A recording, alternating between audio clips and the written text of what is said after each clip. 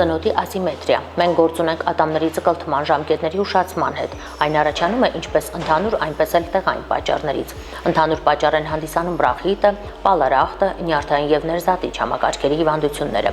Տեղային պատճառներից են ատամների սաղմնային դիրքի խանգարումները։ Ինչպես նաեւ ատամների ժամկետից շուտ ցկլթումը նույնպես կարող է ծնոտի ասիմետրիայի պատճառ դառնալ։ Պատճառը համարվում է աքսելերացիան։ Հազվադեպ է պատահում, սակայն եղել են դեպքեր, երբ նորածինները ունեցել են արդեն ցկլթած ատամներ, որոնք պետք է անհապաղ հեռացվեն։ Հազվադեպ հանդիպում է ամբողջական ադենտիա, երբ բացակայում են բոլոր ատամները։ Եվ ատամների ձևի փոփոխությունները նույնպես, երբ հանդիպում են հարևան ատամների պսակների կամ ամբողջական ատամների սերտաճում։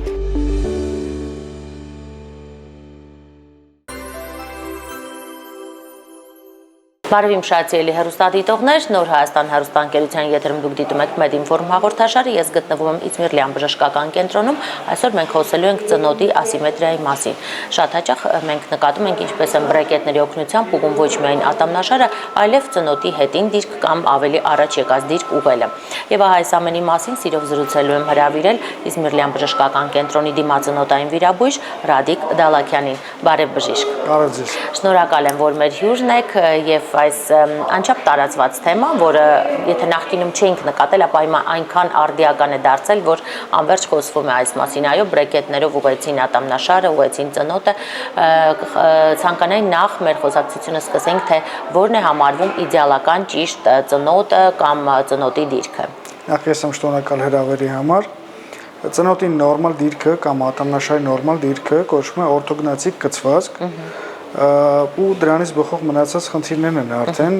որոնք որ սովորաբար ի սկզբանե փորձում են ուղղել օրթոդոնտները։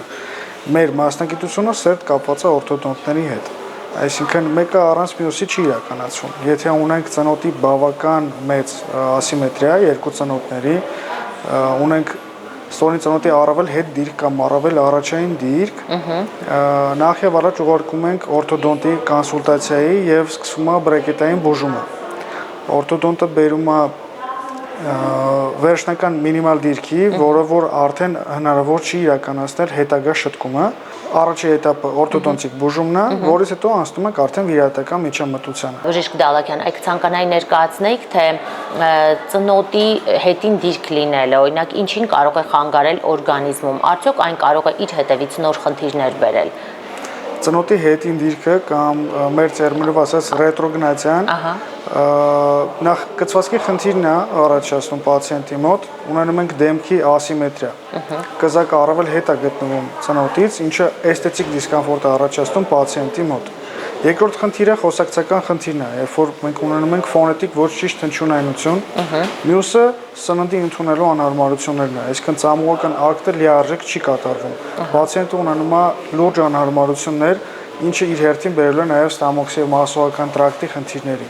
Հետաքրքիր է, որ դա կապ ունի, այո, մասողական խնդրի հետ։ Նաև մեծ կապ է ունենում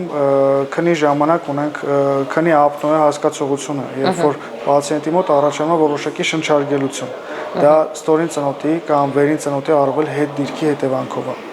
Խրմփացնելը ասվածը հենց կապ ունի, այո, խրմփացնելը եւ երկարատև երբ որ լինում է շնչարգելություն, շնչադադարներ ասես, այո։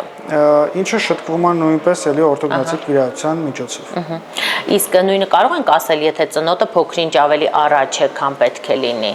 Նույն խնդիրները առաջանում են նաև, կբացառենք այստեղ արդեն քնի ապնոյեն, բայց թե մարսողական, թե շնչառական նաև խնդիրներն են առաջանում ծնոտի առաջային դիրքից։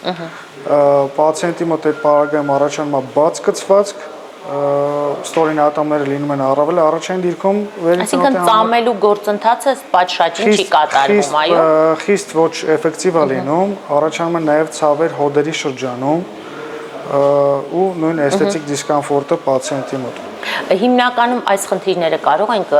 կամ ժառանգական ասել կամ իծն է ձեռք բերովի։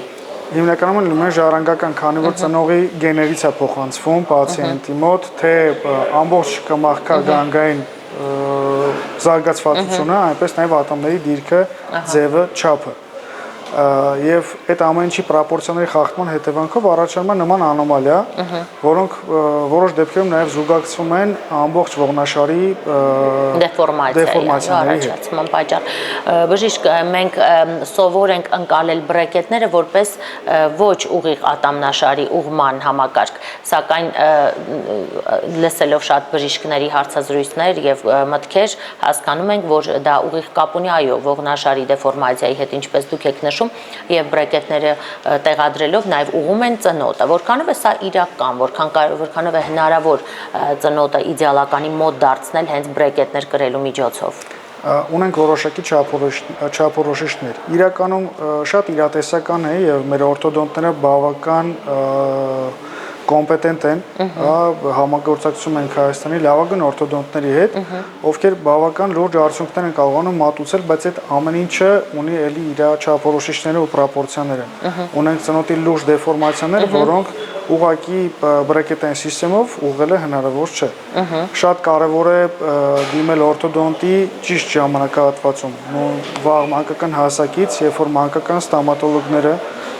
երեխայի մոտ ախտորոշում են ծնոտի ոչ ճիշտ դիրք, ատամնաշարի ոչ ճիշտ ձևավորում,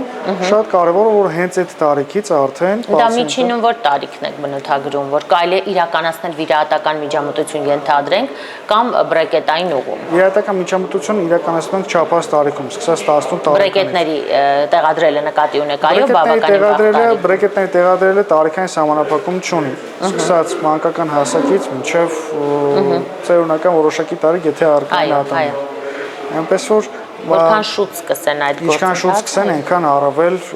թեթև ու ավելի ճիշտ ընթացք ունենա պացիենտի լավացման համար։ Շատերը իհարկե այս ամենը չիմանալով բարձի թողի վիճակում եւ արդեն հասուն տարիքում հասկանում են, որ իրենց արտաքին տեսքը դուրս չի գալիս, դա էլ չեմ խոսում այն առողջական հսկա հետևանքների մասին, որ չեն էլ պատկերացնում կարող է թողնել կամ առաջ եկած կամ հետ ընկած ծնոտը։ Ըստ այդմ երևի թե վիրահատական միջամտությունը համարվում է ոսկե ստանդարտ այս դեպքում։ Խնդրեմ ներկայացրեք այն ինչ բարդություններ այն կարող է ունենալ, ինչ հետ վիրահատական դժվարություններ եւ առհասարական մարդիկ, ովքեր կարող են այս վիրահատության համար դիմել, սակայն նրանց ցուցված չլինի այն իրականացնել։ Այս վերջերս ավելի շատ են պացիենտները առաջնակի գրում հենց մեզ դիմացանտային վիրաբույժներին, բաց թողելով օրթոդոնտի կոնսուլտացիան։ Եվ լինում է հակառակը նաև, երբ որ օրթոդոնտները փորձում են միջամտությունը անել բրեկետային սիստեմի միջոցով, առանց պացիենտին ուղղորդելու դիմացանտային վիրաբույժի կոնսուլտացիայի, ինչը որոշակի բացթողումների է հանգեցնում։ Անշուշտ վիրահատական միջամտությունը հեշտերից չէ եւ ունի որոշակի էտապներ, թե նախավիրահատական, թե հետվիրահատական։ Քանի որ ունենում ենք ծնոտի նոր դիրք, ֆիքսում ենք ծնոտային նոր դիրքում, անհրաժեշտություն առաջանում ունենալ միշտ ծնոտային հարաբերության պահպանում առնվազն 28 օր։ Այդ ինչ է նշանակում։ Երբ մենք ունենում ենք ատամնահպում, ֆիքսում ենք ատամնաշարը իրար առնվազն 28 օրով։ Այսպիսով պացիենտի մոտ լինում է 28 օր գրեթե ամբողջությամբ փակված ատամնաշար։ Անշարժ, այո։ Բա ինչպես է սնվում պացիենտը։ Հատուկ սննդային դիետայով, պյուրեների տեսքով, յոգուրտ, կեֆիր նման կամ պյուրե կամ թեթև սուպերով։ Արդյունքում նաև եթե պացիենտը ունի զգալի քաշի ավելացում, բնական է նա լավ կնիհարի այս ընթացքում։ Նիհարեցնում ենք պացիենտին։ Էտապը հեշտ չի ամեն դեպքում, բայց ունենում ենք վերջում ճիշտ իդեալական։ Դե մեկ ամիսը կարծում եմ կարելի է հանդուրժել նման ծանր խնդիր ունենալու համար։ Միանշանակ, որովհետև բացի էսթետիկ տեսքը, իհարկե նաև կարևորություն է ներկայացնում։ Եւ ֆունկցիան եւ էսթետիկ տեսքը պացիենտի մոտ ունենում ենք ճիշտ պրոպորցիաներ, միանշանակ սպասումները արդարացնում են արդյունքը։ Անշուշտ։ Այո, իսկ կան հիվանդություններ, որոնց հետ այս վիրահատությունը դուք համատեղելի չեք համարում։ Ինչպես ցանկացած վիրահատություն, օրթոգնաթիկ վիրահատություններ ունեն իրենց ինչպես հարաբերական, այնպես էլ բացարձակ հակացությունները, դրանք գերզարկերակային բարձր ճնշումն է, որը որ կարգավորվում է, շաքարային դիաբետը, օնկոլոգիական հիվանդությունները եւ մի շարք այլ սոմատիկ հիվանդություններ, որոնք որ հակացում են հանդիսանում նաեւ մնացած վիրահատությունների պարագայում։ Այո։ Իհարկե, ես կարծում եմ միշտ հիվանդությունների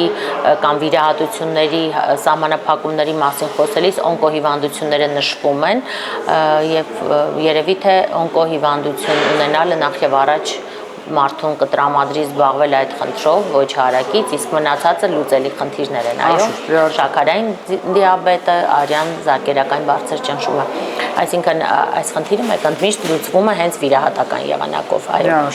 Շնորհակալ եմ բժիշկ եւ վերջում հեռուստադիտողին խնդրեմ ներկայացրեք, կան արդյոք կանխարգելիչ վարժություններ, կենսակերպ, որոնք փոքր տարիքից եթե ծնողը նկատում է երեխայի մոտ ծնոտի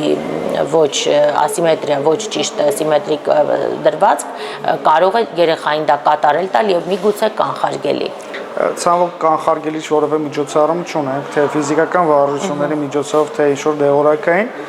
միակ խորհուրդս, որ ժամանակին դիմեն բժշկի կոնսուլտացիայի, վաղ մանկական հասակից դիմեն կոմպետենտ մանկական ստոմատոլոգների, ովքեր խնդիրը հայտնաբերելու պարագայում արդեն կուղղորդեն պացիենտին ճիշտ ուղղությամբ։ Շնորհակալ եմ հետաքրքիր ինֆորմացիայի համար։ Հարգելի հեռուստադիտող, շնորհակալ եմ նաև ձեզ ուշադրության համար։ Ծնոտի ասիմետրիան